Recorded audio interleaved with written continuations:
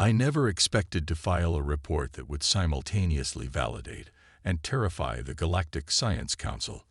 As the designated observer for the Human Consortium Joint Quantum Research Initiative, my role was meant to be ceremonial, a formality. How wrong we all were. The humans had joined our galactic community just 3 standard cycles ago, bringing with them an almost childlike enthusiasm for quantum mechanics. Their theories were crude by our standards, but their eagerness to learn earned them a position at our quantum research facility on Centauri Prime. We thought we would be teaching them. Instead, they taught us the meaning of fear. The first sign that something was different should have been Dr. Sarah Chen's reaction to our quantum visualization matrix. While other species required years of training to interpret the complex patterns of quantum states, she simply understood them immediately. When I questioned her about this, she shrugged, a peculiarly human gesture, and said, "It just makes sense, doesn't it? Like watching waves on a beach. It doesn't make sense. It has never made sense to any species we've encountered in 10,000 years of galactic civilization. Quantum states are not supposed to be intuitive. The incident that truly began our descent into this madness occurred during what should have been a routine quantum entanglement experiment. We were demonstrating our standard protocols for maintaining quantum coherence in communication systems. Dr. Chen and her team were meant to observe and learn. Instead, they started asking questions. Dangerous questions. Why are you trying to maintain coherence at all? Dr. Chen asked, her dark eyes reflecting the shimmer of the quantum matrix. The collapse is where all the interesting stuff happens. My secondary heart nearly stopped. The collapse is unpredictable, chaotic. That's why we work to prevent it. But what if the chaos is the point? Another human scientist, Dr. Marcus Rodriguez, joined in. What if we could ride the collapse like a wave? I should have stopped them there, should have reported their dangerous thinking to the council immediately.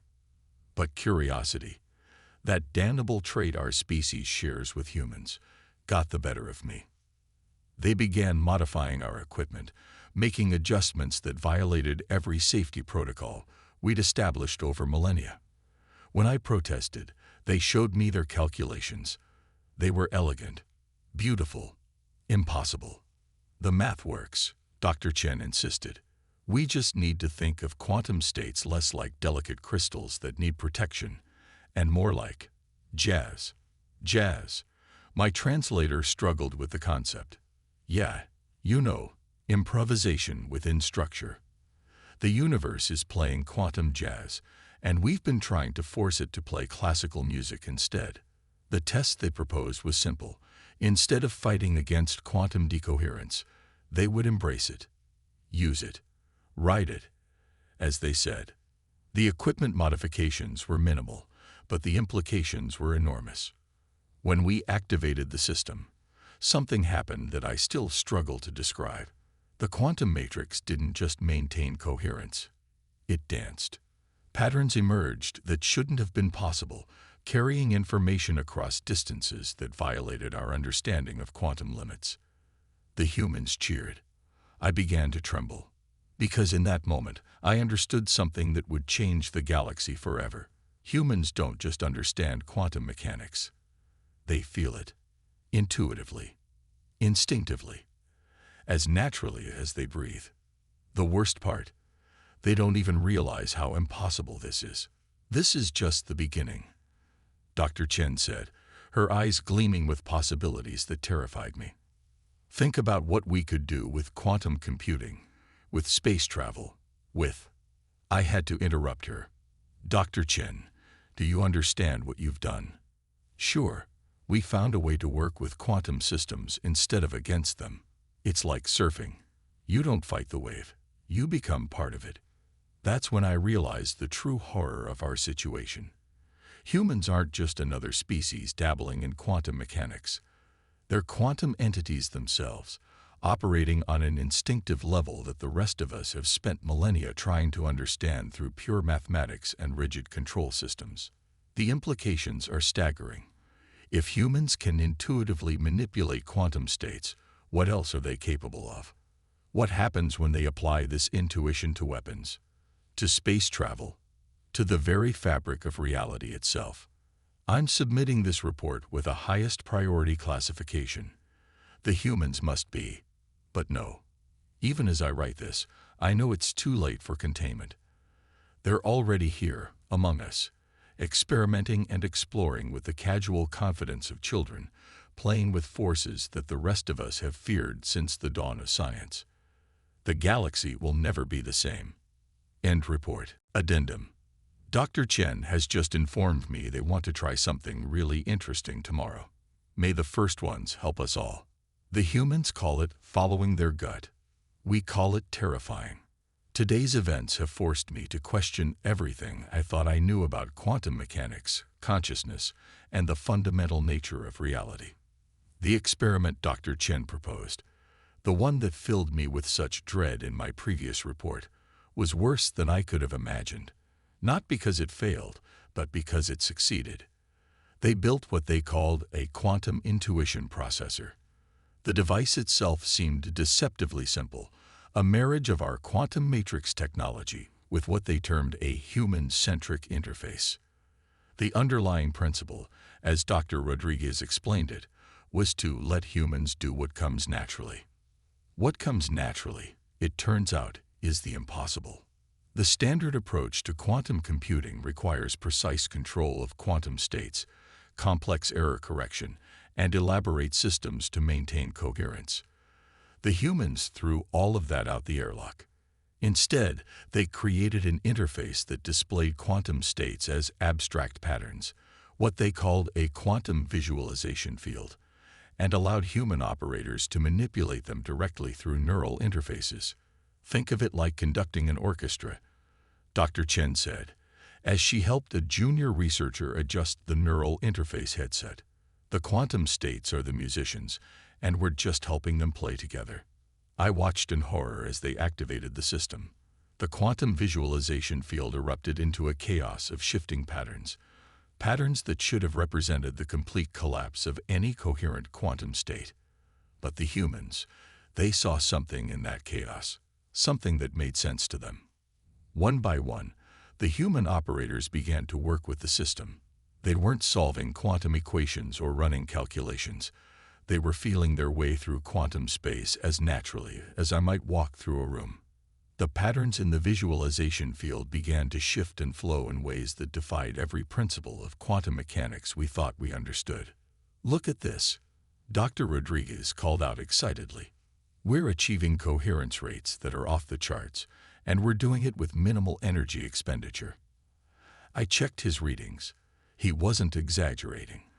The system was maintaining quantum coherence at levels we had thought theoretically impossible, and it was doing it with less energy than we typically used in our most basic quantum experiments. But that wasn't the worst part. The worst part was when Dr. Chen casually mentioned that they were seeing additional quantum states that our instruments weren't detecting. At first, I dismissed this as human imagination. Then they proved it. Watch this, Dr. Chen said. She made a series of adjustments to our monitoring equipment, based entirely on what she claimed to be seeing in the quantum field. Suddenly, our instruments began picking up quantum states that had been there all along, states we had never known existed. You've been missing half the symphony, she explained with that terrifyingly casual human smile.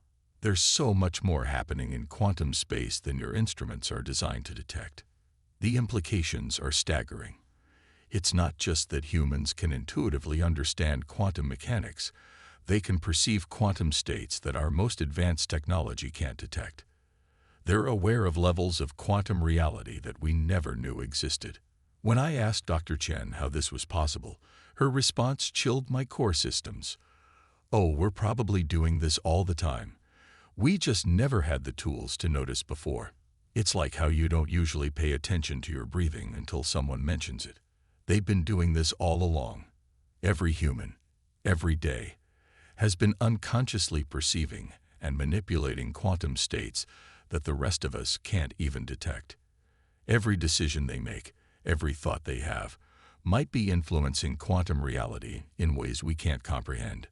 The quantum intuition processor isn't giving them new abilities. It's just making them aware of what they could do all along. I've already sent an urgent message to the Council requesting emergency protocols be established, but my fellow Council members don't truly understand the magnitude of what we're facing. They're still thinking in terms of technology and weapons. They're worried about what humans might build. They should be worried about what humans already are. Because today, I watched Dr. Chen absent-mindedly solve a quantum computation problem that our best systems would have needed 1,000 years to process. She did it while drinking something called coffee and complaining about her sleep schedule. The humans are excited about the possibilities. They're talking about applications in computing, communication, energy production. Their enthusiasm would be admirable if it wasn't so terrifying. They don't understand that they've just proven themselves to be something our galaxy has never encountered before, a species that exists in natural harmony with quantum mechanics. Dr. Rodriguez just informed me that tomorrow they want to try applying these principles to spatial manipulation. They think they can enhance our teleportation technology. I fear we've only begun to understand what humanity is truly capable of. End report. Personal note. I've noticed the quantum states in my office behaving strangely when humans are present. I used to think our instruments were malfunctioning. Now I know better. They're doing it without even trying. I am filing this report from the Safety Protocols Chamber of our quantum research facility. The humans have done something that should not be possible. The Council needs to understand what happened here today. It started when Dr. Chen and her team attempted to apply their quantum intuition to our standard teleportation systems. I had expected disaster. Instead, we got a miracle. A terrifying miracle.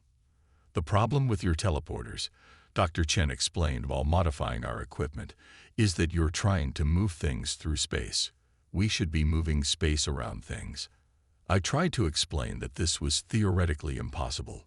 The energy requirements alone would be astronomical.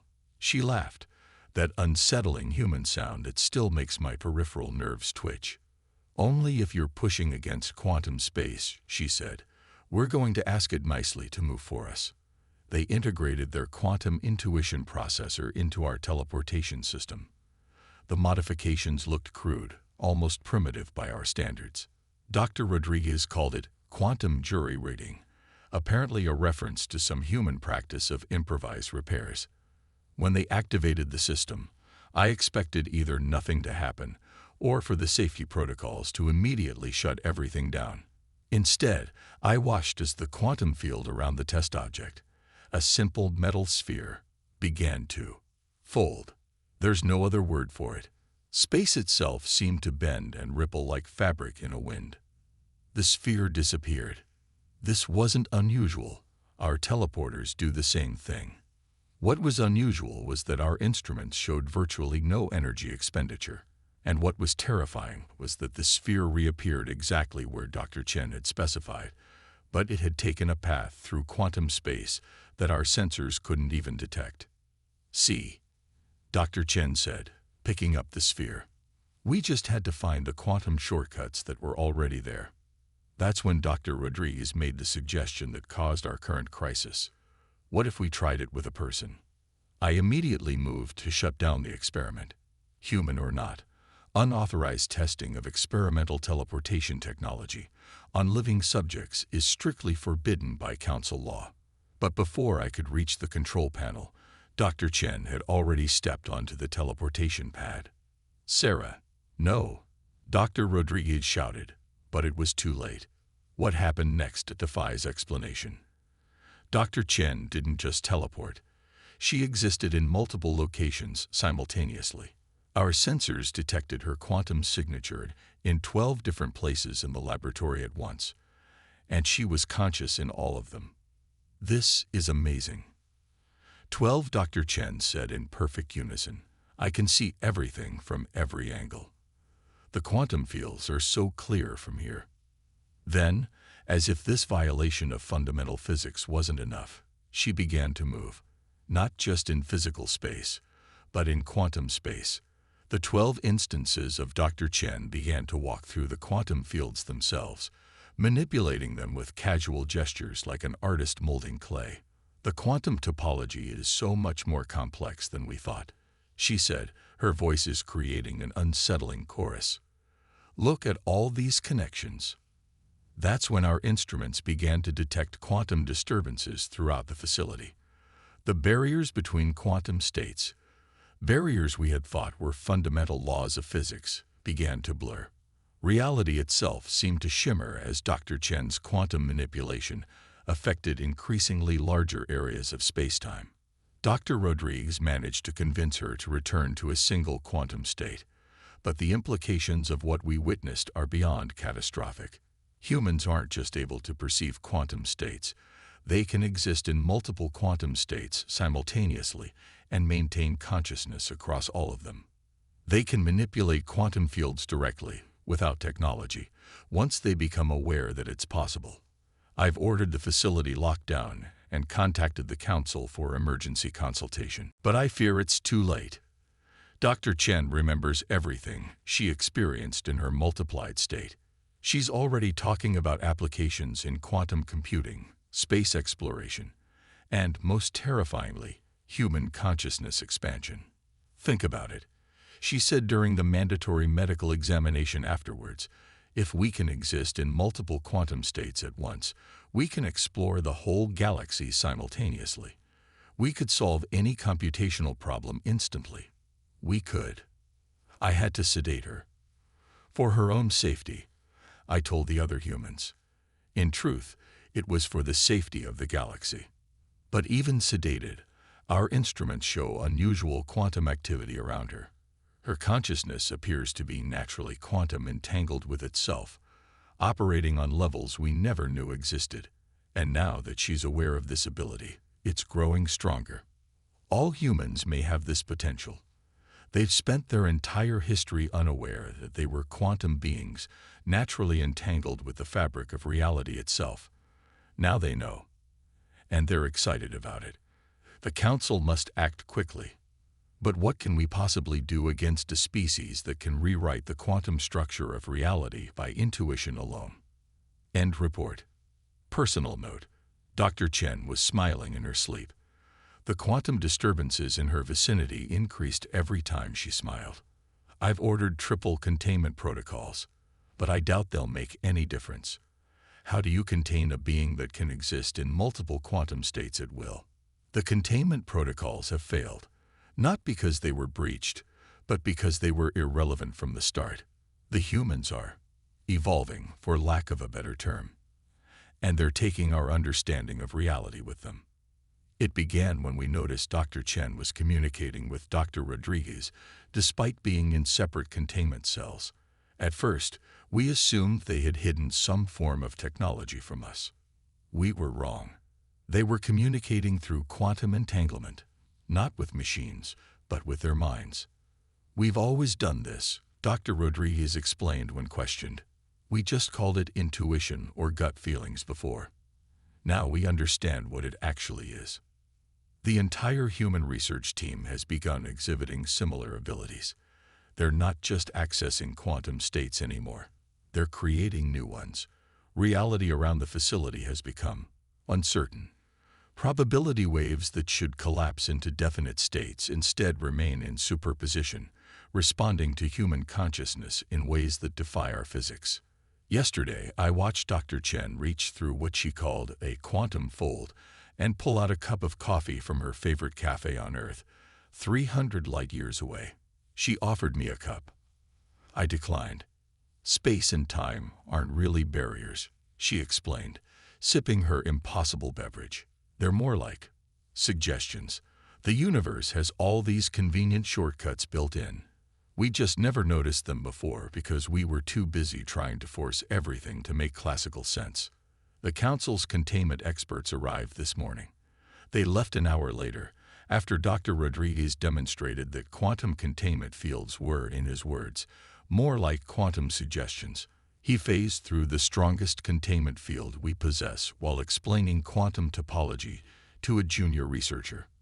But the true horror of our situation became clear during this afternoon's attempted council hearing. We had gathered the emergency response team to discuss options for containing the situation. Dr. Chen attended, simultaneously in person and as a quantum projection, to explain what was happening. "The thing is," she said, her physical form gesturing while her quantum echo traced patterns in the air, "we're not really doing anything new. Humans have always existed partially in quantum space. We've been unconsciously manipulating quantum fields since we first evolved. It's why our brains can process quantum states so easily. We're quantum computers that figured out how to build classical computers."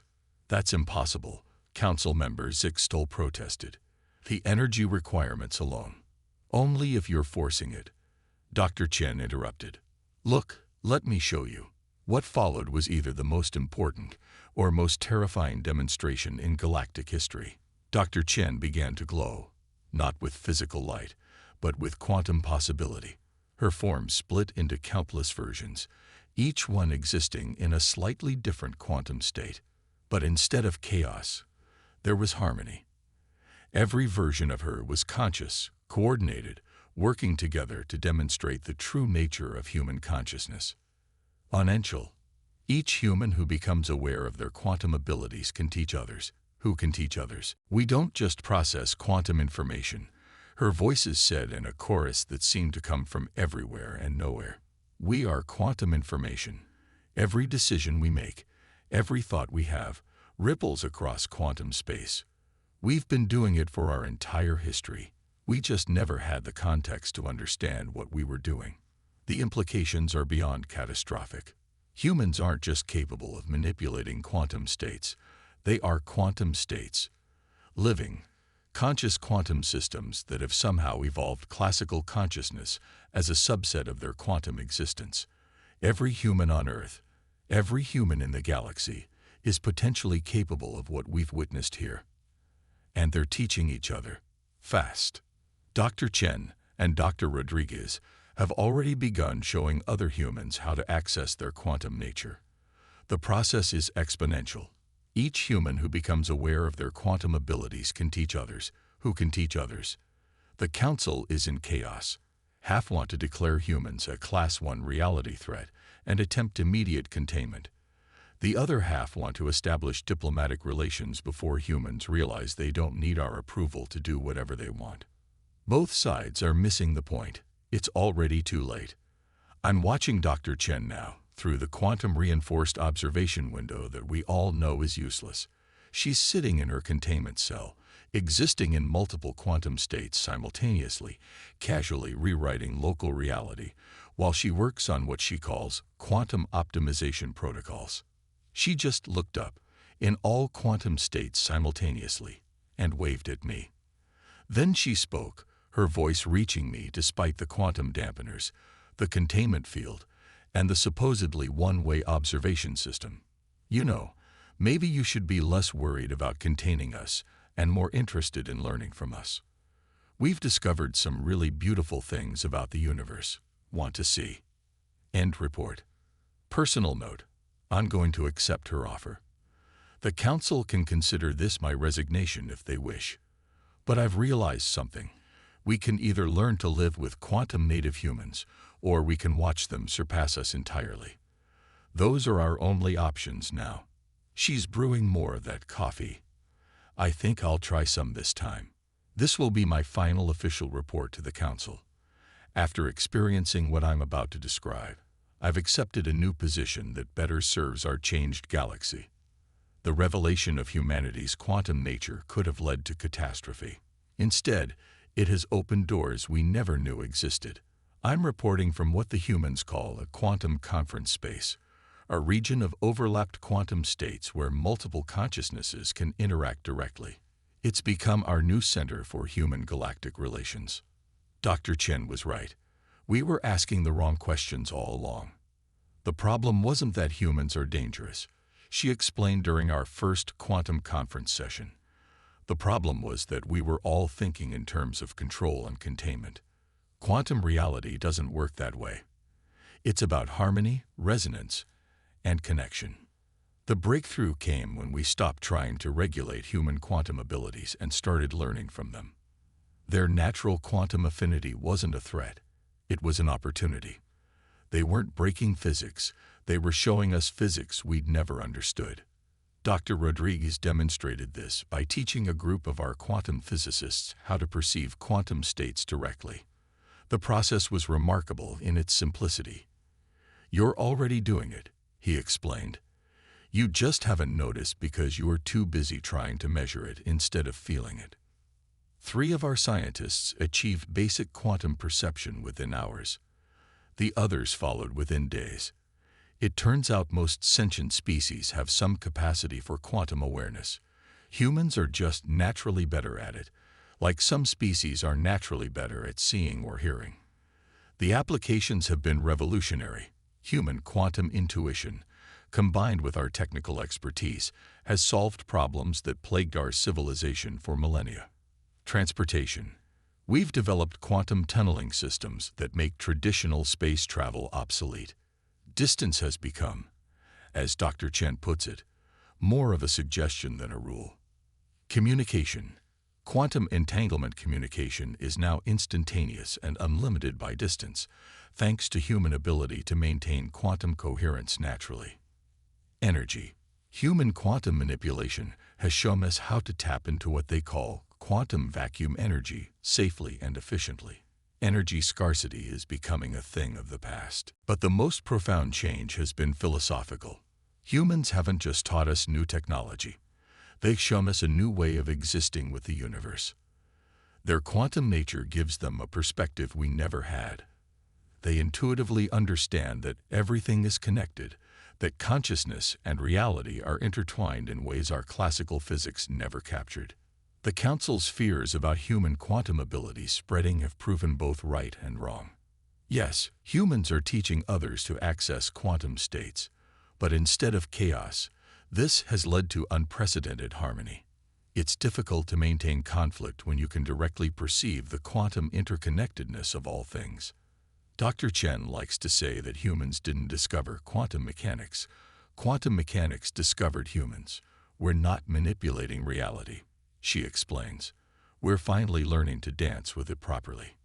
I understand now why my early reports were so filled with terror. I was seeing something unprecedented through the lens of fear. But the humans weren't breaking reality. They were showing us its true nature. They weren't a threat to the galaxy. They were the key to its next evolution. The Council has asked what safeguards we have against human quantum abilities being misused. The answer is both simple and profound. The deeper one's quantum awareness becomes, the more one understands the responsibility that comes with it. It's impossible to truly perceive quantum interconnectedness and not feel a duty to maintain universal harmony. Dr. Chen and I were discussing this yesterday. Across 12 quantum states simultaneously, which still takes some getting used to, when she said something that I think perfectly captures our new reality. The universe isn't a machine that needs to be controlled. It's a symphony that needs to be played. Humans didn't break the music. We just joined the band. I'm submitting this final report from a quantum state that, according to our old physics, shouldn't exist.